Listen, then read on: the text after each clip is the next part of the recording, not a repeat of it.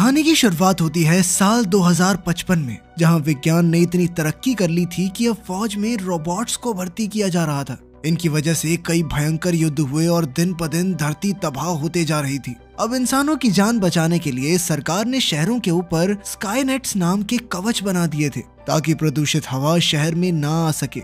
मगर एक दिन अंतरिक्ष से एक मीटियोराइट B-16 इलाके में क्रैश हो गया, जिसमें से एक खतरनाक एलियन पौधा निकला जिसका नाम था पेंडोरा। ये खास तरह का पौधा है जो कि पानी मिलते ही बहुत ज्यादा तेजी से बढ़ता है। लेकिन इस पौधे की एक बढ़िया बात भी है, अगर इसे अंधाधुंध बढ़ने से रोक दिया जाए तो ये अपने आसपास की हवा को साफ भी बहुत अच्छे से करता है। इसके बाद हम फौज के कुछ टॉप ऑफिसर्स के बीच एक मीटिंग देखते हैं जिसमें कर्नल टैम ने बताया कि कुछ ही दिनों में 2 बरसाती तूफान आने वाले हैं और एक साथ इतनी सारी बारिश की वजह से इस पेंडोरा पौधे को रोकना नामुमकिन हो जाएगा। फिर टैम ने सबको डॉक्टर चैन से मिलवाया जिसने एक खास तरह की जीन बुलेट्स बनाई थी। इन बुलेट्स के अंदर एक खास तरह का वायरस था। अगर इन बुलेट्स को पेंडोरा पौधे के पिस्टल नाम के एक पार्ट में लगा दिया जाए तो उसका बढ़ना काफी हद तक रुक जाएगा और वो हवा को साफ करने का काम करता रहेगा। ये सुनकर जनरल शैनली को एहसास हुआ कि इस ऑपरेशन के बाद उनके स्काईनेट्स बेकार हो जाएंगे। खैर फिर कर्नल टैम ने उससे रोबोट्स की एक टुकड़ी मंगवाई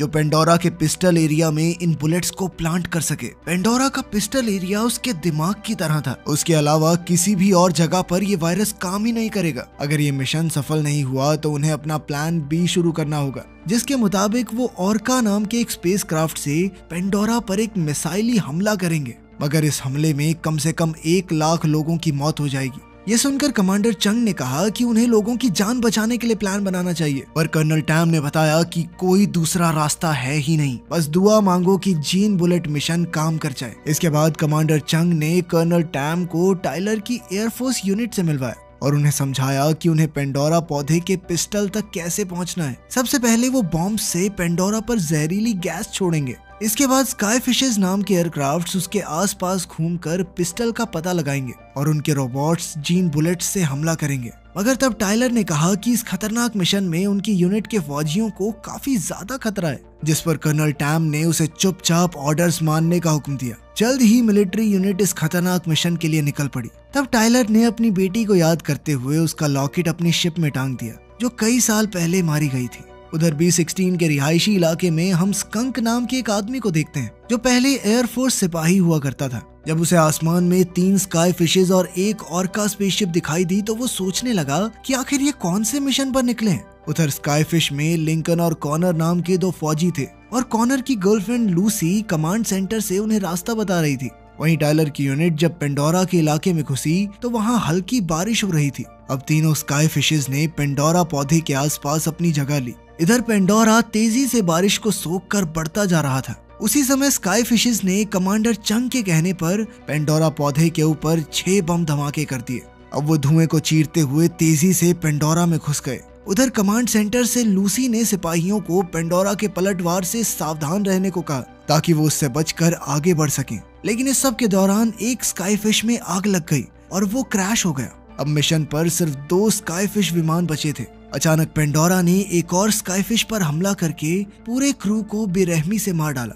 अब सिर्फ एक ही स्काई फिश बचा था तो टाइलर ने कमांड सेंटर को अपनी खबर दी। अचानक पेंडोरा ने उस पर भी वार करके उसका फ्यूल टैंक पंचर कर दिया। इधर टाइलर का क्रू पेंडोरा पर लगातार गोलीबारी करके अपना बचाव कर रहा था। अब स्काई फिश तेजी से नीचे गिरकर क्रैश होने ही वाली थी कि तभी टाइलर ने ऐन वक्त पर प्लेन को घुमाकर पेंडोरा के पिस्टल की तरफ मोड़ दिया। आखिरकार टाइलर को वो जगह मिल गई थी जहां जीन बुलेट्स को फिट करना था। तब डॉक्टर चैन ने देखा कि पिस्टल एरिया अभी भी जमीन के नीचे था। उसी समय टैम ने रोबोटिक यूनिट को आगे बढ़ने का आदेश दिया, जिसके बाद ओकरा स्पेसशिप ने 2 मिलिट्री रोबोट्स को नीचे छोड़ दिया। वहीं दूसरी ओर हम देखते हैं कि मेजर जनरल शैनली इस मिशन पर निगरानी रखे हुए था और उसने अचानक ओकरा के सिस्टम को हैक करके ओकरा में जबरदस्त धमाका करवा दिया, जिससे उसके अंदर मौजूद सभी सिपाही मारे गए। अब ओकरा गिरकर सीधा एक बिल्डिंग में क्रैश हो गई, जिसके बाद अब पेंडोरा का सामना करने के लिए सिर्फ टाइलर की स्काई शिप बची थी। इसी वजह से टाइलर का कमांड सेंटर से संपर्क टूट गया,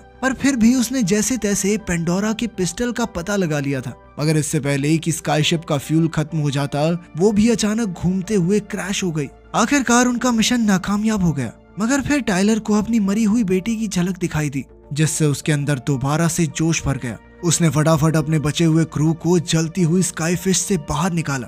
उधर कर्नल टैम को मिशन नाकामयाब होने की खबर मिली तो उसने प्लान बी को अंजाम देने का ऑर्डर दिया, लेकिन इस पर कमांडर चंग ने जवाब दिया कि अभी सिर्फ सिग्नल टूटा है, मिशन नहीं खत्म हुआ, उन्हें अपने बचे हुए सिपाहियों को ढूंढने जाना चाहिए। डॉक्टर चैन ने बताया कि आखिरी स्काईफिश पेंडोरा के पिस्टल के काफी करीब है, तो कमांडर ने कहा कि उन्हें खुद जाकर टाइलर और उसकी टीम को ढूंढना चाहिए ताकि प्लान बी को अंजाम देने की नौबत ही ना आए। आखिरकार कर्नल टैम ने उन्हें 3 घंटे की मोहलत दी, क्योंकि उसके बाद दूसरा तूफान आ जाएगा। उधर टाइलर और उसकी टीम एक खाली हॉस्पिटल में पहुंचे, क्योंकि लिंकन काफी ज्यादा जख्मी हालत में था। उन्हें बिल्डिंग में कुछ अजीबोगरीब आवाजें सुनाई दी, पर फिर भी उन्होंने लिंकन को एक कमरे में लेटा दिया। बाकी फौजियों ने ऑक्सीजन हेलमेट्स पहने हुए थे।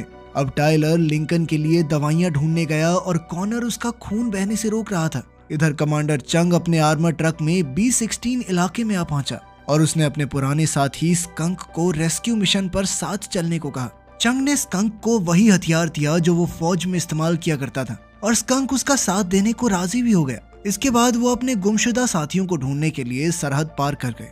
उधर हॉस्पिटल में टाइलर ने फार्मेसी वाले कमरे से एक इंजेक्शन ढूंढ निकाला, पर अचानक उसे कोई आवाज सुनाई थी।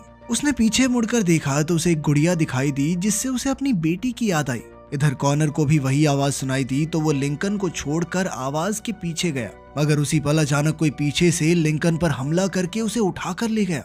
वहीं चंग टाइलर को ढूंढने निकला था तो उसे टाइलर का फोन आया, पर अचानक एक वहशी कीड़े ने टाइलर पर हमला कर दिया, लेकिन टाइलर ने उसे पकड़कर उसकी बंदूक छीन ली और फिर कुछ ही पलों में कीड़े का काम तमाम कर दिया।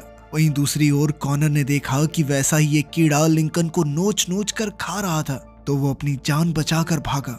इसके बाद चंग ने कमांड सेंटर से बात करके टाइलर तक पहुंचने में मदद मांगी। फिर उसने अपना आर्मर सूट पहना और ट्रक का कंट्रोल स्कंक के हवाले कर दिया। वहीं दूसरी ओर कॉनर भागकर एक लाश के डिब्बे में छुप गया, और तभी उस वहशी कीड़े ने अपने बाकी साथियों को भी आवाज दे दी। फिर हमने देखा कि एक कमरे में एक छोटी सी लड़की इस कीड़े से बचकर छुपी हुई थी। जैसे ये कीड़ा उस पर हमला करने आया तो ऐन वक्त पर टाइलर ने आकर उसे गोली मार दी और बच्ची की जान बचाई। फिर वो बच्ची को लेकर भागा, पर जल्द ही एक और कीड़ा उनके पीछे लग गया। इससे पहले कि कीड़ा उन पर हमला करता, चंग ने ऐन वक्त पर वहां पहुंचकर उसे मार डाला। फिर उसने कॉनर को लाश के डिब्बे में छुपा हुआ देखा तो उसने कॉनर को बहुत पीटा, क्योंकि वो लिंकन की जान नहीं बचा पाया था। उधर स्कंक और टाइलर मिले तो स्कंक को उनके बीच हुई लड़ाई याद आई, जब स्कंक ने टाइलर के ऑर्डर्स नहीं माने थे, जिस वजह से कई फौजियों की जान चली गई थी। खैर तभी अचानक उन कीड़ों ने एक साथ मिलकर सभी फौजियों और छोटी बच्ची पर हमला कर दिया। तब चंग ने स्कंक से बात करके उससे यहाँ से निकलने का रास्ता पूछा। इसी तरह वो कीड़ों का सामना करते हुए भाग रहे थे कि स्कंक ने बाहर से बिल्डिंग की दीवार तोड़ डाली ताकि उसके साथ ही बचकर भाग सके। वहीं दूसरी ओर कमांड सेंटर में जनरल शैनली ने टैम को तुरंत प्लान बी को अंजाम देने को कहा, लेकिन तभी कॉनर ने उससे संपर्क करते हुए कहा कि वो पिस्टल के काफी करीब है। ये सुनकर जनरल शैनली काफी निराश दिखाई दे रहा था। खैर ये सुनने के बाद कर्नल टैम ने उससे कहा कि जीन बुलेट मिशन अभी पूरा नहीं हुआ है और हो सकता है कि उन्हें प्लान बी पर जाना ही ना पड़े। उधर लूसी को पता चला कि कॉनर जिंदा है तो उसने कॉनर से बिल्कुल सही सलामत वापस लौट आने को कहा। इसके बाद चंग ने अपने साथियों से कहा कि वो क्रैश हो चुकी ऑर्का शिप से जीन बुलेट्स निकालेंगे, लेकिन स्कंक और टाइलर एक दूसरे के साथ मिलकर काम करने को तैयार ही नहीं थे, क्योंकि उनकी 30 साल पुरानी दोस्ती टूट चुकी थी। पर फिर चंग ने बताया कि अगर प्लान बी को अंजाम दिया गया तो लाखों मासूम लोग अपनी जान से हाथ धो बैठेंगे, इसीलिए उन्हें किसी भी हालत में प्लान ए का मिशन ही पूरा करना होगा। इसके बाद कॉनर ने बताया कि जीन बुलेट बॉक्स प्लेन के मलबे में है, तो टाइलर ने अपना आर्मर सूट पहना और खुद ये जोखिम भरा काम करने को तैयार हो गया। इसके बाद वो प्लेन के मलबे तक पहुंचा और एक ड्रोन भेजकर उसे स्कैन किया। इधर लूसी ने कॉनर को बताया कि पहले मिशन के दौरान किसी ने सिग्नल से छेड़छाड़ की थी। इसका सच पता लगाने के लिए उसने कॉनर को मलबे से रोबोट का सर ढूंढकर लाने को कहा। अब कॉनर ने कहा कि वो भी चंग के साथ ऑर्का शिप में जाएगा। इधर स्कंक भी जाने को तैयार था, पर तभी टाइलर ने आकर ट्रक की चाबी निकाल ली और स्कंक को वहीं रुकने को कहा। अब चंग, कॉनर और टाइलर तीनों जाने वाले थे, मगर उस छोटी बच्ची ने टाइलर को जाने से रोक लिया, इसीलिए सिर्फ कॉनर और चंग ही आगे बढ़े। उस बच्ची ने टाइलर को बताया कि जहरीली हवाओं की वजह से उसकी माँ को जानलेवा बीमारी हो गई थी और अब उसका इस दुनिया में कोई नहीं है। ये सुनकर टाइलर को अपनी बेटी की याद आ गई, क्योंकि वो भी इसी बीमारी से मरी थी। तब टाइलर ने उस बच्ची से वादा किया कि आज से वो उसका ख्याल रखेगा उधर ऑर्का के मलबे में ड्रोन ने बुलेट बॉक्स ढूंढ निकाला। तब चंग अपना आर्मर एक्टिवेट करके बिल्डिंग पर तेजी से चढ़ने लगा, पर जल्द ही उसकी ताकत खत्म हो गई और वो एक स्टील रॉड से लटक गया। अचानक उसका हाथ छूटा और वो नीचे गिर गया, मगर खुशकिस्मती से टाइलर ने उसे ऐन वक्त पर पकड़ लिया। अब वो बिल्डिंग कुछ ही पलों में धाराशायी होने वाली थी, इसीलिए वो तुरंत अपनी जान बचाकर वहां से भागे। पर तभी उन्हें एक वैन में बुलेट बॉक्स दिखाई दिया जिसमें सिर्फ एक जीन बुलेट बची थी। इसी दौरान कॉनर को मलबे में एक रोबोट का टूटा फूटा शरीर मिला और साथ ही उसे एक ग्रेनेड की पिन मिली, जिसका मतलब ये था कि इस रोबोट ने ही ओकरा शिप में बम धमाका किया था। इधर टाइलर चंग की मदद से एक पानी की पाइप से लटक कर बुलेट बॉक्स तक पहुंचने की कोशिश कर रहा था, लेकिन तभी अचानक कीड़े चंग पर हमला करने आ पहुंचे। उधर जैसे ही टाइलर ने जीन बुलेट उठाई तो वैन सीधा नीचे जा गिरी। अब टाइलर और चंग मिलकर उन कीड़ों का सामना कर रहे थे कि तभी कदम कदम पर उन पर मलबा गिरने लगा। उधर कॉनर ने शिप में मिले रोबोट का सर उसके धड़ से अलग किया। उसी समय ऊपर से एक गाड़ी कॉनर पर गिरकर उसका काम तमाम करने ही वाली थी कि ऐन वक्त पर टाइलर ने वहां आकर उसकी जान बचाई। अचानक गाड़ी से एक कीड़ा निकलकर उन पर हमला करने लगा, पर पीछे से स्कंक ने आकर उस कीड़े का सर धड़ से अलग कर दिया। इसके बाद उसने कई कीड़ों को इसी तरह अपने इलेक्ट्रिक हथियार से भस्म कर दिया। अब वो सभी जैसे तैसे इस बिल्डिंग से भागने की कोशिश कर रहे थे, क्योंकि ये बिल्डिंग किसी भी पल गिर सकती थी। पर उन सब के आर्मर सूट्स की बैटरी खत्म होने वाली थी। खैर फिर भी वो सभी किसी तरह समय रहते बचकर बाहर आ गए। फिर टाइलर ने स्कंक को ट्रक की चाबियां लौटाकर उसका शुक्रिया अदा किया। इसके बाद चंग ने कमांड सेंटर को खबर दी कि उन्हें जीन बुलेट मिल गई है, और उधर शैन ली ये सब सुन रहा था। इसके बाद कॉनर ने उस रोबोट के सर की जांच पड़ताल की तो पता चला कि किसी ने उसे हैक करके ऑर्का शिप में धमाका करवाया था।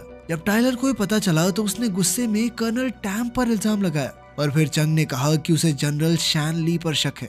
फिर कॉनर ने रोबोट के कमांड इनपुट की जांच की तो चंग का शक सच निकला, क्योंकि ऑर्का में हुए धमाके के पीछे जनरल शैन ली का ही हाथ था।